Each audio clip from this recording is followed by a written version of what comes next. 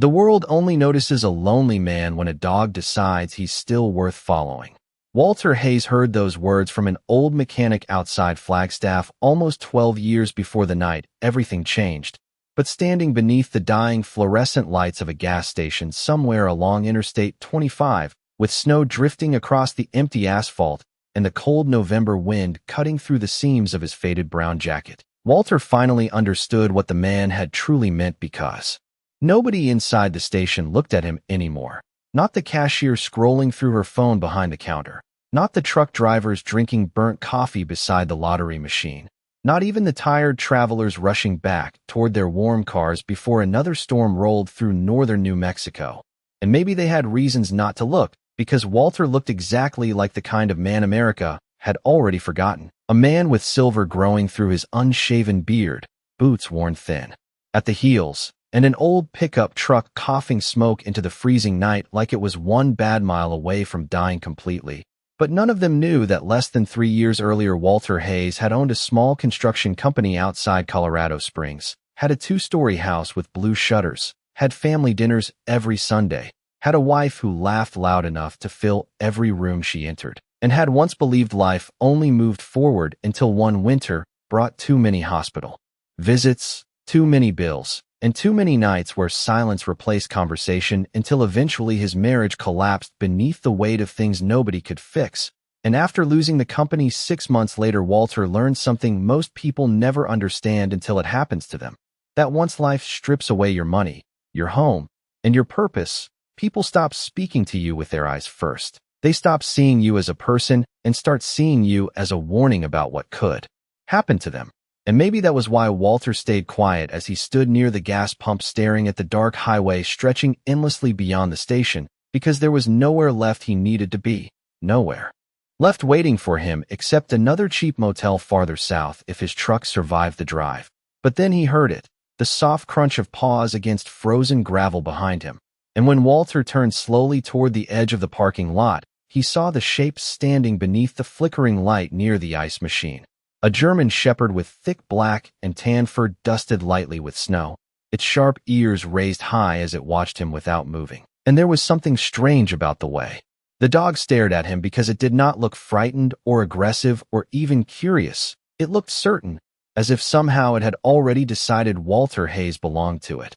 And for several quiet seconds neither of them moved while the cold wind carried the distant sound of trucks along the interstate.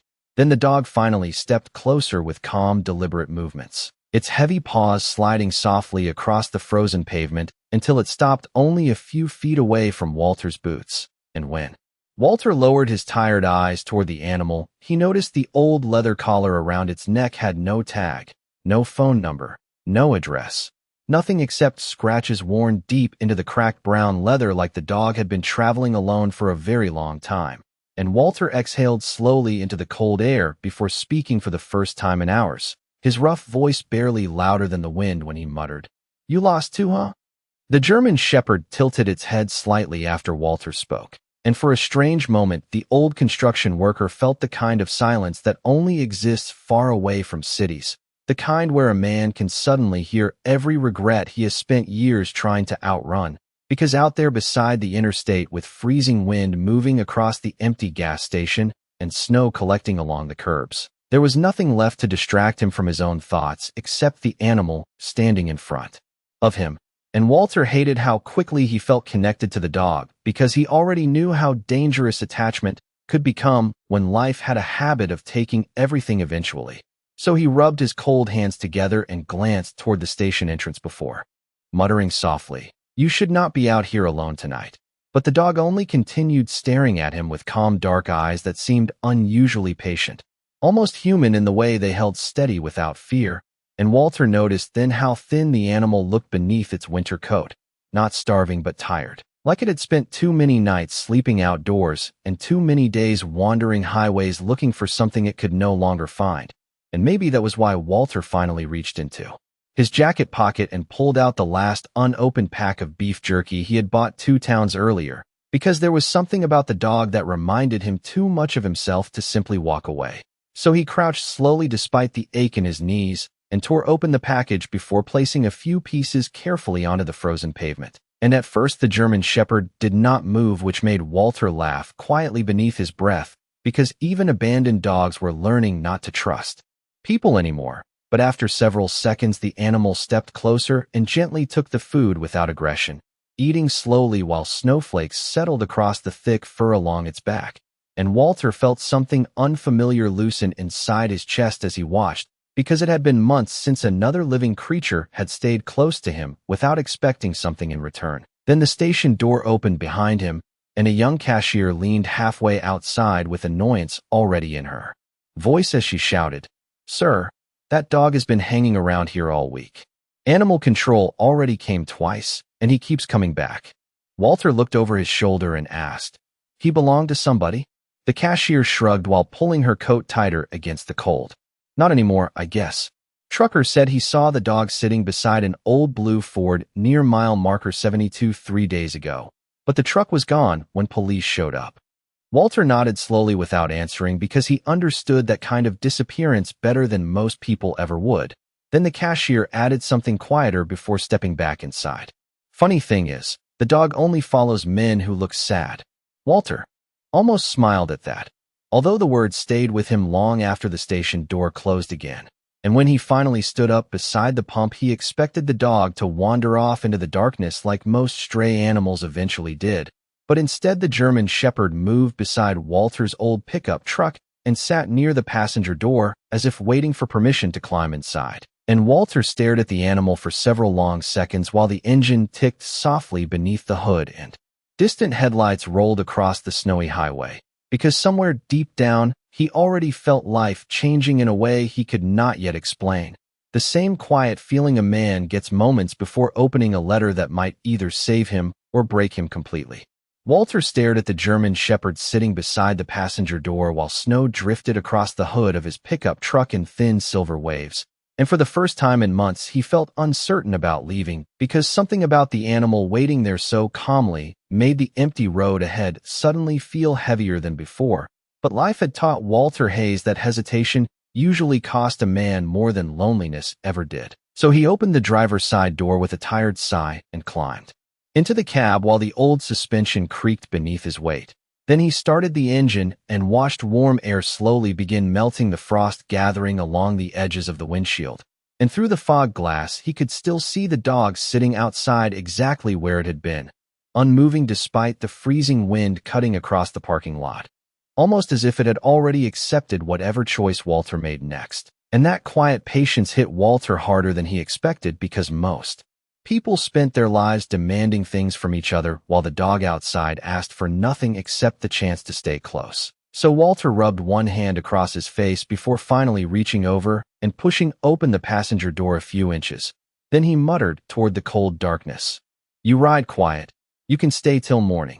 And before the words had fully left his mouth, the German Shepherd climbed into the truck with surprising gentleness, careful not to muddy the seats as it settled onto the worn floor mat beside the passenger seat. And Walter could not help noticing how exhausted the animal looked once it relaxed, the kind of deep exhaustion that only comes after too many days spent surviving alone. Then the dog lifted its head slightly and looked toward him again with those calm dark eyes. And Walter shook his head softly while pulling onto the interstate, because somehow it already felt less like he had rescued the dog and more like the dog had chosen him for reasons he did not understand yet. And the highway stretched endlessly south beneath the pale glow of snow clouds while old country music played quietly through broken speakers that crackled every few minutes.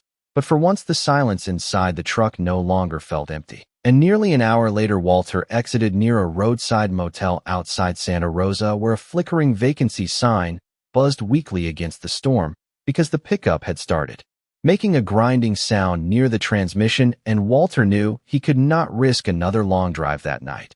So he parked beneath a broken street lamp and stepped into the motel office where a tired middle-aged clerk barely glanced up from the television behind the counter before asking for payment. And Walter handed over enough cash for one night without saying much because he had grown used to conversations ending quickly whenever people noticed the condition of his clothes or the old truck outside. But as Walter turned toward the door with his room key, the clerk suddenly called after him, "No pets allowed."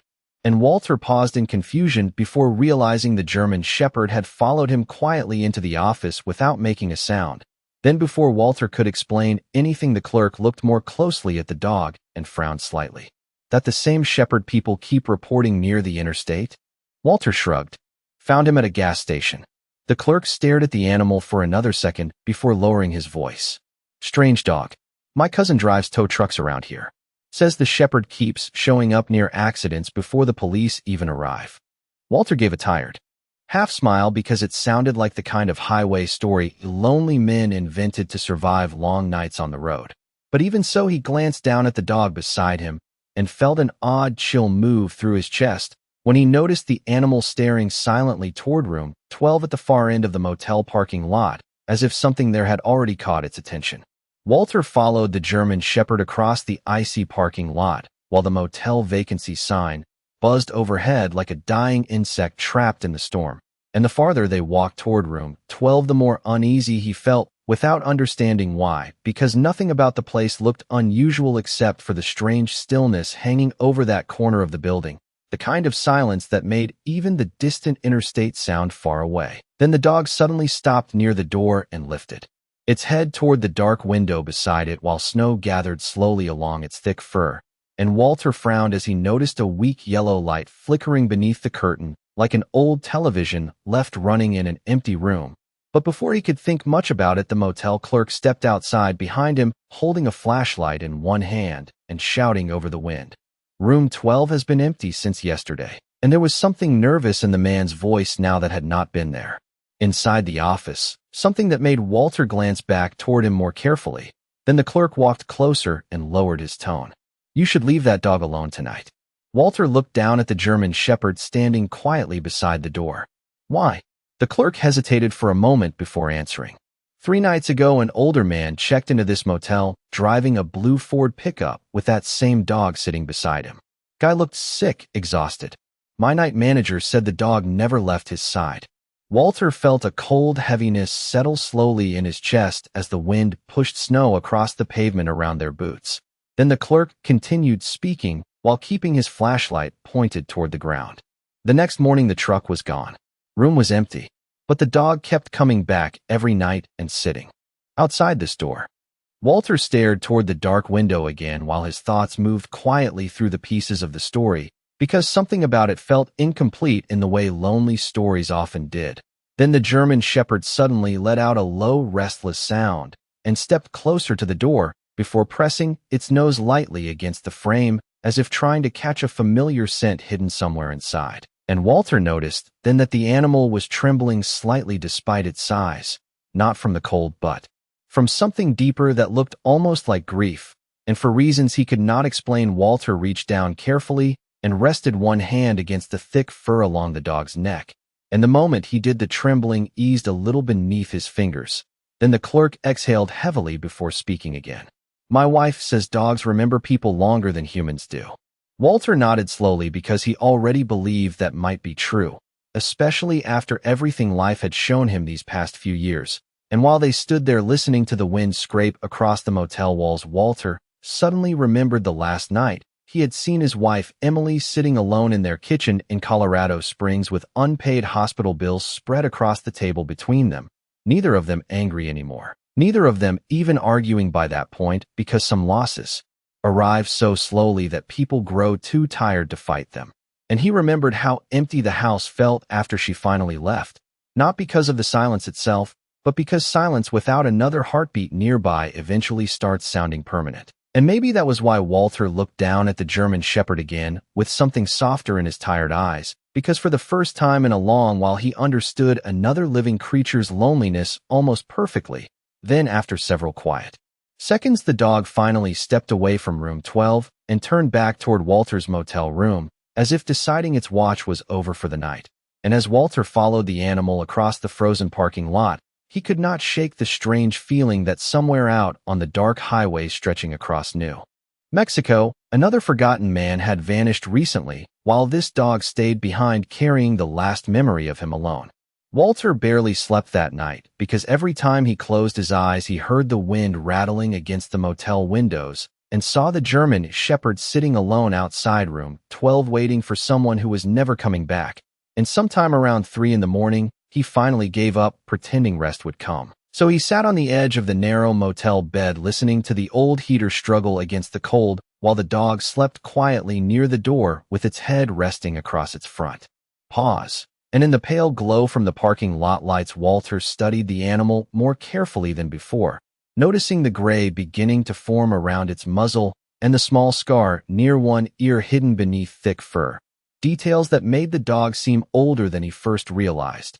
Older and tired in the same way Walter himself felt every morning now. And there was something strangely comforting about sharing a room with another creature carrying invisible damage, because it reminded Walter he was not the only thing life had worn down over time. Then just before sunrise, the dog suddenly lifted its head and stared toward the window with sharp, alert eyes. And a second later, Walter heard the low rumble of engines outside, followed by the crunch of tires moving slowly across snow. So he stood and pulled the curtain aside just enough to see 2 tow trucks entering the motel parking lot beneath the fading storm clouds. And almost immediately the German shepherd rose to its feet and moved toward the door with quiet urgency, not barking, not panicking, simply focused in a way that made Walter grab his coat and follow without thinking. And outside, the air smelled like ice and gasoline, while dawn spread weak blue light across the empty highway beyond the motel. Then Walter noticed one of the tow truck drivers speaking with the motel clerk beside an old blue Ford pickup covered in road salt and dirt near the far edge of the lot. And the moment the German shepherd saw the truck, it froze completely beside Walter's leg, its ears raised high while every muscle in its body tightened at once. Then slowly the dog walked toward the vehicle as if approaching something sacred, and Walter followed several steps behind while a strange heaviness settled over the parking lot, because suddenly nobody seemed eager to speak anymore. Then one of the drivers removed his cap and glanced toward Walter before saying quietly, "Found it abandoned near mile marker 72 this morning." Walter looked at the truck and recognized immediately that it matched the story from the night before, the same blue Ford the missing man had driven. And for several long seconds the only sound came from the distant interstate and the soft wind moving snow across the pavement, while the German shepherd stood beside the driver's side door, staring upward motionless. Then the dog gently pressed its nose against the cold metal and let out a sound so quiet and broken that Walter felt it deep in his chest before he fully understood why. Because it was not the sound of an animal searching anymore. It was the sound of one finally realizing someone it loved was truly gone. And Walter turned away slightly as memories hit him harder than expected, memories of sitting alone in the hospital parking garage after losing his father years earlier, unable to drive home because grief had made even simple movements feel impossible. And suddenly Walter understood something painful about loneliness that nobody ever explains, that the worst part is not being abandoned, but having nobody left who remembers the version of you that existed before life became difficult. And when Walter looked back toward the dog standing beside the truck, he realized with quiet certainty that this animal had probably been the final witness to another man's entire life slowly falling apart. The tow truck drivers eventually pulled the blue Ford toward the service road while the morning sky slowly brightened over the frozen desert. But the German shepherd did not move from the spot where the truck had been parked until the last sound of the engine disappeared beyond the interstate. And Walter stood nearby with his hands buried deep inside his jacket pockets, watching the animal stare silently at the empty pavement as snow melted around its paws. Because there was something heartbreaking about loyalty continuing long after hope had already ended. Then after several quiet minutes, the dog finally turned away from the road and walked back toward Walter without hesitation. And for reasons Walter could not fully explain, the simple gesture hit him harder than almost anything else that morning, because it felt less like the dog was following him now and more like 2 abandoned souls had somehow agreed not to disappear alone anymore. So when the motel clerk stepped outside carrying a styrofoam cup of coffee and asked what Walter planned to do with the shepherd, Walter surprised himself by answering immediately, "Guess he rides with me." And the words sounded strange coming from his mouth, because for the past 3 years Walter Hayes had avoided responsibility whenever possible. Not because he was selfish, but because life had already proven how cruel attachment could become once fate decided to take things away. Yet standing there beneath the pale winter sunrise, he realized something inside him had shifted quietly during the night. Something small but important that reminded him he was still capable of caring about another living creature even after everything he had lost. Then the clerk nodded slowly toward the dog and said, "You should give him a name if he is staying." And Walter looked down at the German shepherd sitting calmly beside him before answering without much thought, "Shadow." Because the animal had appeared beside him in darkness and somehow stayed there ever since. And surprisingly, the dog reacted immediately to the word, lifting its head slightly, as if recognizing it already, which made the motel clerk laugh softly before heading back toward the office. Then Walter crouched beside the shepherd and rested one hand against the thick fur along its neck, while saying quietly, "All right, Shadow. Let us see how far two broken things can make it together." And for the first time in longer than he could remember, Walter smiled without forcing it. Only slightly, only for a second, but real enough that he barely recognized the feeling himself. Then later that morning they stopped at a small diner outside Tucumcari where old truckers sat drinking coffee beneath faded football banners hanging along the walls. And while Walter ate scrambled eggs near the window, Shadow rested beneath the booth beside him with unusual calm for a stray dog, occasionally lifting his ears whenever the front door opened, as though still searching for footsteps that would never return. And Walter found himself talking quietly to the animal between bites without even noticing at first, telling him things he had not said aloud in years, about Colorado Springs, about losing the company, about the silence that filled his house after Emily left. And maybe it sounded foolish talking to a dog like an old friend, but Shadow listened more carefully than most people ever had, never interrupting, never judging, simply staying present in a way human beings often forget how to do. And somewhere during that long breakfast, Walter realized the crushing emptiness inside him no longer felt quite as heavy as before, not fixed, not healed, but quieter somehow, like grief itself had finally found another heartbeat nearby willing to carry part of the weight. By late afternoon, Walter and Shadow were driving west through long stretches of empty highway where the land looked endless beneath pale winter sunlight, and old fence posts disappeared into dry grass on both sides of the road. And for the first time in years, Walter did not feel like he was simply running away from his life anymore, because every few miles he caught himself glancing toward the passenger seat, where Shadow rested calmly, with one paw stretched across the worn vinyl, as if the dog had been riding there forever. And something about that quiet companionship softened the sharp edges of the road. Then near sunset, Walter pulled into a small town outside Albuquerque after the pickup truck began making another grinding noise beneath the hood. So he stopped beside an old auto repair garage with a faded sign reading Ortega and Son Auto Service. And while Walter climbed out into the cold evening air, Shadow followed closely behind him through the open garage bay, where an older mechanic, with gray hair and oil-stained hands, looked up from beneath a lifted truck. Then the man glanced toward Shadow and smiled immediately in the way dog lovers always do before saying, "That shepherd yours?" Walter hesitated for a second before answering softly, "Yeah, guess he is now." The mechanic nodded approvingly while wiping his hands on a rag. "Good dog to have beside you on lonely roads." Walter almost laughed at how accurately the stranger had described his life without realizing it. Then, after checking the pickup, the mechanic explained that the transmission needed repairs Walter could not afford right away, but the older man surprised him by offering a deal anyway. "You help around the garage for a couple days, and I will patch enough together to keep the truck moving south." Walter stared at him in confusion because kindness from strangers had become rare enough that he no longer expected it.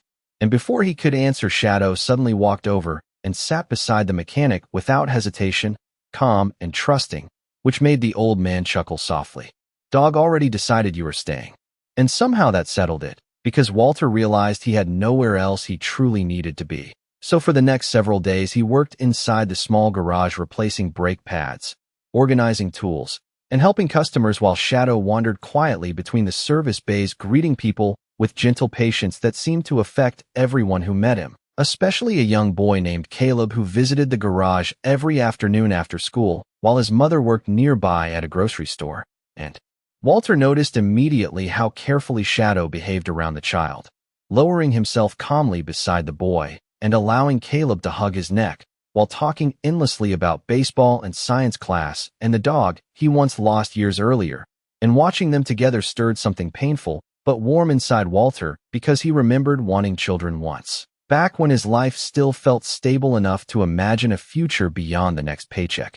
Then one evening, after closing time, the mechanic sat beside Walter outside the garage while snow clouds gathered again over the mountains and asked quietly, "What happened to you?" And Walter stared across the empty road for a long moment before answering honestly for the first time in years, telling the man about the failed company, the hospital bills, the divorce, the drifting from town to town afterward. And when he finally finished speaking, the mechanic remained silent for several seconds before saying something Walter would remember long after that winter ended. Most men think losing everything happens all at once. Truth is, it happens slowly until one day somebody looks at you like you stopped existing. Walter lowered his eyes toward Shadow lying nearby beneath the porch light and quietly replied, "Yeah, except dogs do not do that." Walter ended up staying at Ortega and Son Auto Service longer than he originally planned because the small garage slowly became the first place in years where he no longer felt invisible. And every morning before sunrise, he arrived carrying coffee for the mechanic while Shadow trotted faithfully beside him through the cold New Mexico air. Then throughout the day, customers began recognizing the German Shepherd almost as much as the garage itself because the dog had a strange way of calming people without effort, sitting quietly beside nervous elderly drivers waiting for repairs or greeting tired travelers like an old friend returning home. And Walter noticed how often strangers smiled at him now simply because Shadow stood nearby, which felt both comforting and painful because it reminded him how differently the world treats a man once something loyal walks beside him. Then one snowy afternoon, Caleb rushed into the garage holding a crumpled school paper with excitement shining across his face while Shadow immediately stood to greet the boy with wagging tail and gentle eyes. And Walter watched from beneath the hood of a truck as Caleb proudly explained he had earned the highest score in his class after struggling for months. Then the boy suddenly hugged Shadow around the neck before saying, "Mom says I smile more now because of him." And the words hit Walter harder than expected because somewhere along the way the dog had quietly begun healing more than one lonely life at a time. Then, later that evening, while Walter swept the garage floor, the mechanic's daughter Elena stopped by carrying groceries for her father. And unlike most people, she spoke to Walter naturally, without the cautious distance he had grown used to over the years, asking about Colorado, about construction work, about the roads he had traveled. And Walter realized halfway through the conversation that it had been a very long time since someone showed genuine curiosity about his life instead of polite sympathy. Then, as snow drifted outside the garage doors, Elena glanced toward Shadow sleeping near the heater and smiled softly before saying, "That dog brought you back to people. Did you notice that?" Walter looked down at the broom in his hands for a moment because deep inside he knew she was right. And maybe that truth frightened him slightly, because allowing himself to feel connected again meant risking loss all over again someday. But before he could answer, Elena continued quietly, "My mother used to say grief turns people into ghosts while they are still alive." Walter slowly nodded because he understood exactly what she meant now. And after she left that night, he sat alone outside the garage with Shadow beside him, while cold wind carried the distant sound of freight trains across the desert.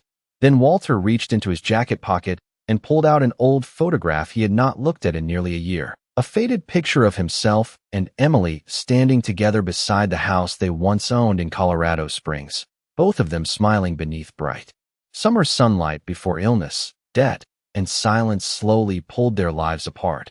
And for the first time, Walter did not feel crushed looking at the image anymore, because somehow the grief had softened around the edges, not disappearing but becoming lighter to carry. Then Shadow rested his head gently against Walter's knee, as if sensing every thought moving through him. And Walter stared toward the dark highway beyond town before whispering quietly into the freezing night, "You know, old friend, maybe disappearing is not the same thing as being gone."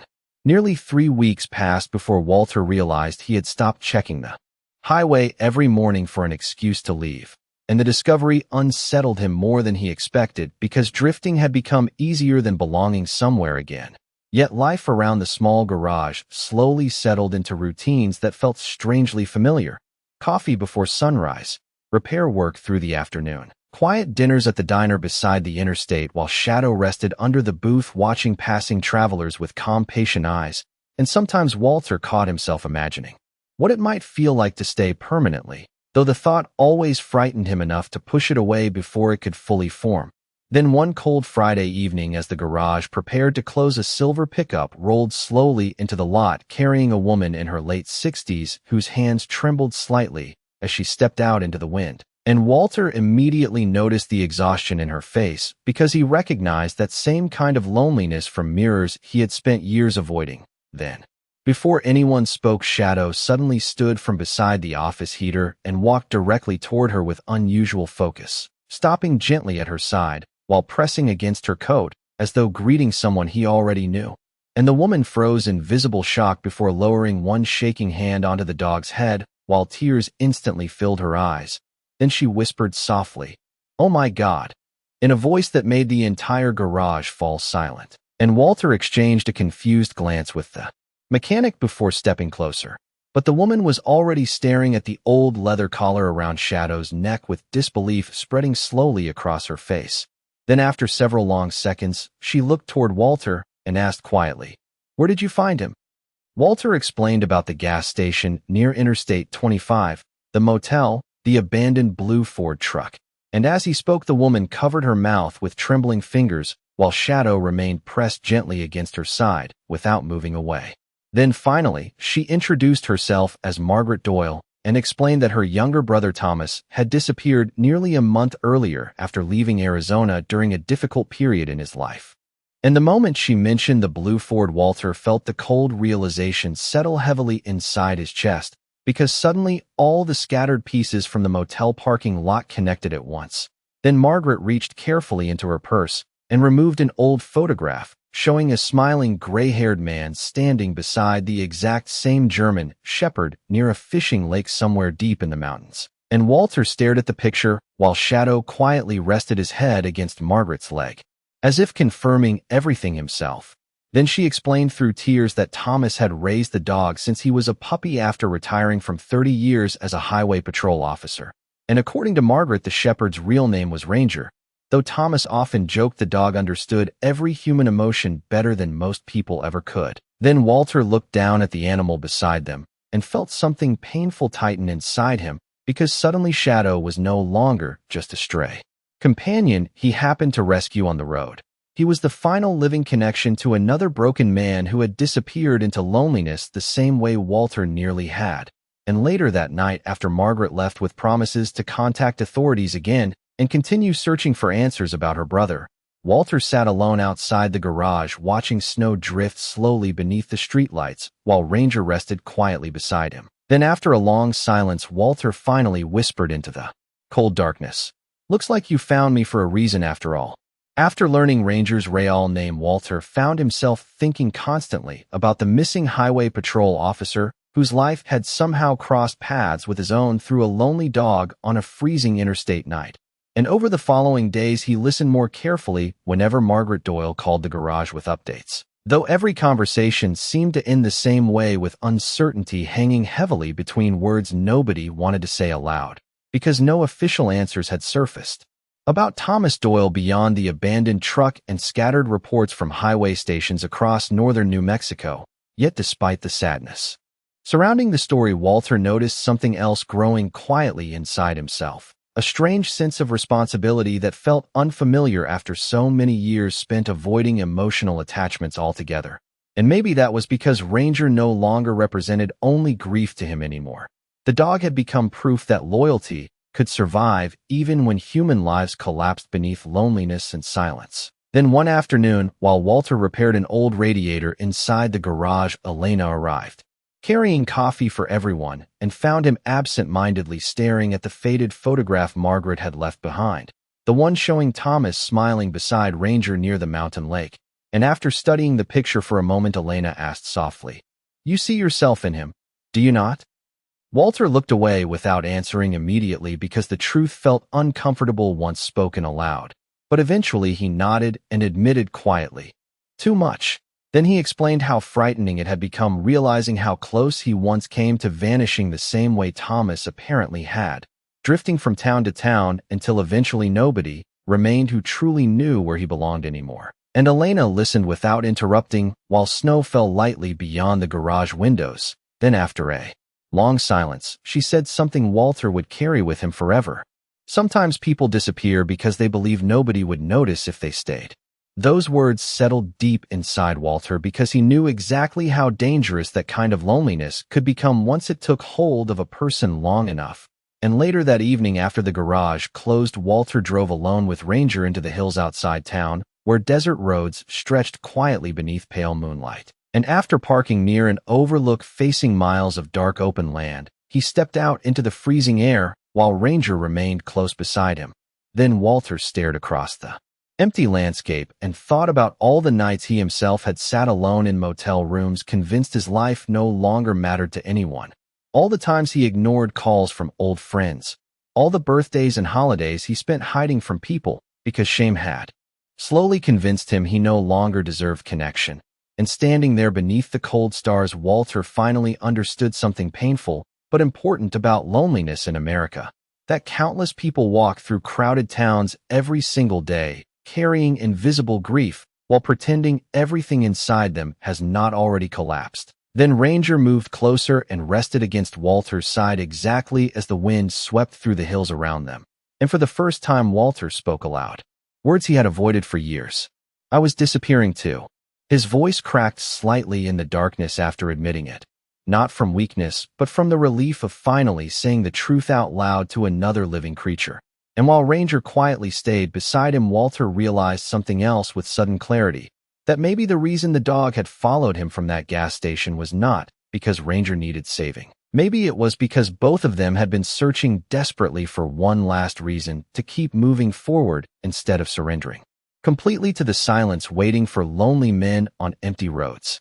Winter slowly began loosening its grip over New Mexico during the following weeks as patches of snow disappeared from the roadsides and cold desert mornings gave way to pale golden afternoons.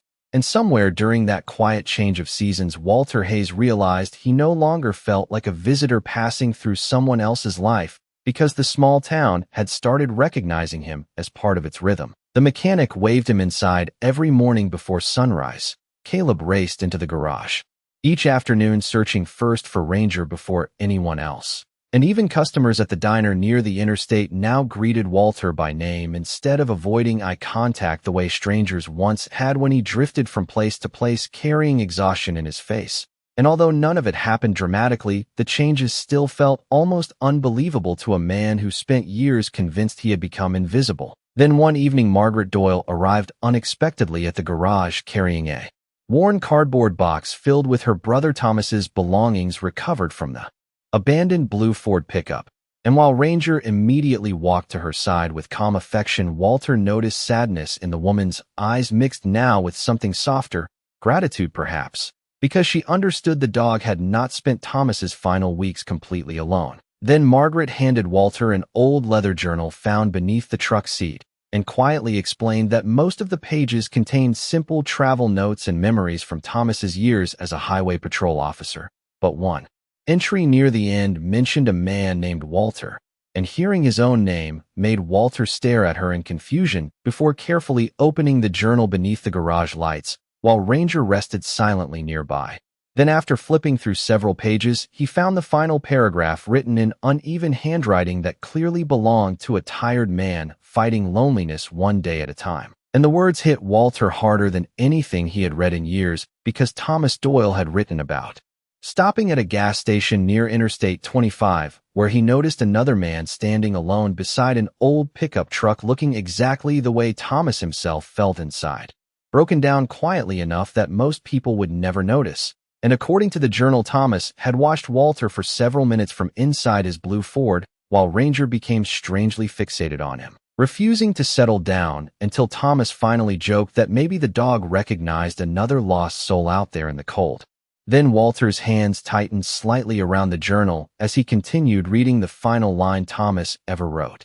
If anything happens to me, maybe Ranger can help that man remember he still matters too.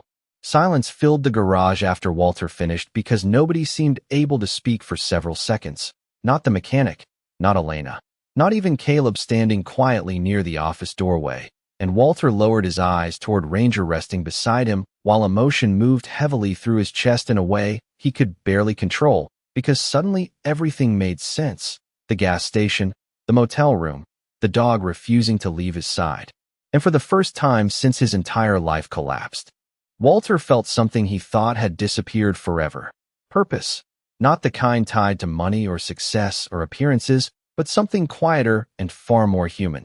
The understanding that another broken man, nearing the end of his road, had somehow reached across loneliness itself to keep a stranger from vanishing the same way he almost had. Then Walter slowly knelt beside Ranger and rested both hands against the dog's thick fur while whispering through unsteady breath, "He sent you to save me, did he not?"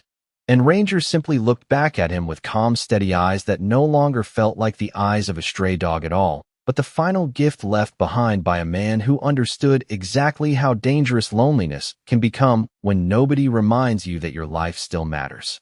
The weeks following Margaret Doyle's visit changed Walter Hayes more deeply than he expected, because after reading Thomas's journal, he could no longer pretend his survival had happened by accident. And for the first time in years, Walter began rebuilding pieces of his life, instead of simply enduring one lonely day after another. Then early each morning before opening the garage, he started walking Ranger through the quiet streets of town, while sunrise painted the mountains gold beyond the desert. And people who once passed Walter without noticing him now stopped to speak. Elderly neighbors waved from porches, truck drivers called out greetings from gas stations, children ran toward Ranger laughing after school, and slowly Walter understood something painful about human nature. That sometimes people only remember how to approach a hurting man once they see loyalty standing beside him. But instead of bitterness, the realization filled him mostly with gratitude, because despite everything life had taken away, he had somehow been given another chance to belong somewhere again.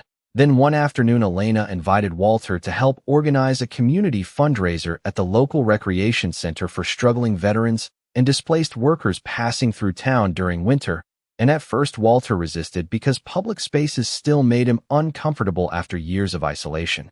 But Elena quietly reminded him that survival becomes meaningful only after it starts helping other people too, and those words stayed with him long after the conversation ended. So several days later, Walter found himself standing nervously beside folding tables inside the crowded recreation hall, while Ranger calmly greeted strangers entering through the doors. And throughout the evening, Walter listened to stories from exhausted travelers, unemployed fathers, older veterans sleeping inside trucks along the interstate, and lonely people carrying invisible grief almost identical to the pain he himself once tried hiding from the world. Then sometime during the event, a thin, middle-aged man approached Walter hesitantly before admitting he had spent the previous month living out of his car after losing his job and apartment in Arizona. And as the man struggled through obvious embarrassment, Ranger quietly walked over and rested beside him without hesitation, just as he once did with Walter on that freezing night near Interstate 25. And suddenly Walter saw the entire moment with painful clarity, because Thomas Doyle's final act of kindness had not ended with saving one lonely stranger. It had started something larger that continued moving quietly from person to person through simple compassion and presence. Then later that evening, after most people left the recreation center, Walter remained behind helping stack chairs while soft country music played faintly through old ceiling speakers, and Elena glanced toward him with a smile before saying, "You look different now." Walter laughed softly and asked, "Different how?" She thought for a second before answering gently, "Like somebody who finally came back." Those words stayed in Walter's chest the entire drive home, because deep inside he knew she was right. And when he pulled into the garage parking lot beneath the cold stars, Ranger climbed slowly from the truck and waited beside him, as usual, while Walter looked across the quiet town that no longer felt temporary anymore. Then after a long silence, Walter whispered toward the dog, "I spent years thinking my life ended in Colorado." Ranger lifted his head slightly at the sound of his voice, while wind moved softly through the desert darkness around them, and Walter smiled with tired, grateful eyes before continuing quietly, "Turns out I was just lost on the way to becoming somebody else." By the time summer arrived in New Mexico, the garage no longer felt like a temporary stop in Walter Hayes' life, because somewhere between the cold highways, the early morning coffees, and the quiet loyalty of a German shepherd who refused to let another broken man disappear. Walter had finally found something he thought was gone forever, a reason to wake up feeling connected to the world again. And almost every evening after work, he and Ranger walked slowly through town while warm desert wind carried the smell of dust and distant rain across the streets. Then neighbors waved from front porches, and children ran toward Ranger with laughter that echoed through the fading sunlight.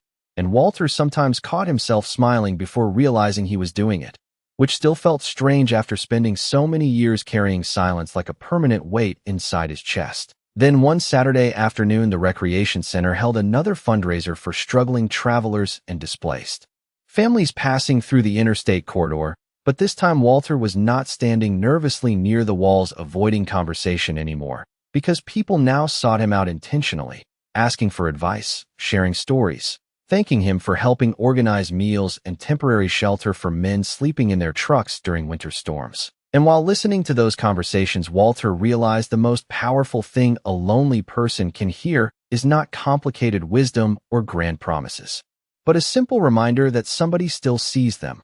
Then later during the event, Caleb walked onto the small stage near the gymnasium carrying a sheet of paper for a school presentation about heroes, and the crowded room laughed softly when the boy proudly pointed toward Ranger lying beside Walter near the back wall. But the laughter faded into quiet emotion as Caleb explained how one lonely dog had helped bring a lonely man back to life without either of them realizing it at first, and Walter lowered his eyes while people around the room turned toward him with gentle understanding, because suddenly the entire story no longer belonged only to grief or disappearance anymore. It belonged to survival. Then after the fundraiser ended and the sun disappeared behind the mountains, Margaret Doyle approached Walter outside beneath the warm evening sky, carrying a small wooden box. And inside rested Thomas's old highway patrol badge along with a folded handwritten note addressed simply to whoever found Ranger. Then with trembling hands, Walter opened the paper and read the final message Thomas had left behind months earlier. If this dog stays beside you, it means he believes you still need saving. Trust him. Ranger only follows people carrying more pain than they know how to survive alone. Walter felt emotion tighten painfully in his throat as desert wind moved softly through the parking lot around them. And for several long seconds he could not speak, because deep inside he understood the truth completely now. That somewhere near the end of his own road another lonely man had recognized the same emptiness in Walter from across a frozen gas station parking lot, and chose one final act of kindness instead of disappearing silently into the world. Then later that night Walter drove out beyond town with Ranger sitting calmly beside him while stars filled the wide New Mexico sky above endless dark highways. And after parking along the overlook where he once admitted he was disappearing too, Walter stepped from the truck and stood quietly beside the dog, staring across miles of empty desert glowing silver beneath moonlight. Then he smiled softly and whispered into the warm night air, "You were right about me, Thomas. I needed saving." Ranger leaned gently against his side while distant headlights moved slowly along the interstate far below them, carrying countless strangers through darkness toward places they hoped would still remember them when they arrived. And standing there beneath the endless American sky, Walter Hayes finally understood that sometimes the people who save our lives are the ones who know exactly how close we came to giving up on ourselves.